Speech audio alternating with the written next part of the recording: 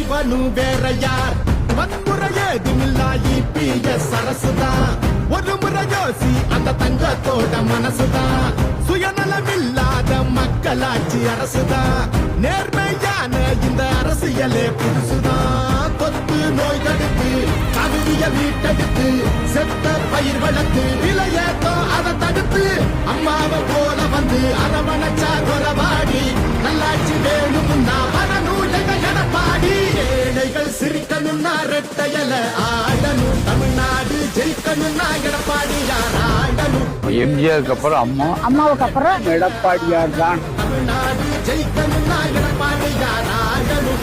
விவசாயி வாழ அந்த குடிமராமத்து எங்க எடப்பாடி போல இங்க கிடைக்குமா சொத்து? பொதுவா திங்கிறாங்க ஊரையே விட்டு எங்க மனம் ஒரு சிங்கம் நேர்மையின் விட்டு. இடஒதுக்கீடு வச்சு மாணவன ஏற வச்சு மாநில செழிக்க வச்சு முதலிடம் ஆக்கி வச்சு அம்மாவை போல வந்து அரவணைச்சா கொலவாடி நல்லாட்சி வேணும்னா வரணும் எங்க எடப்பாடி.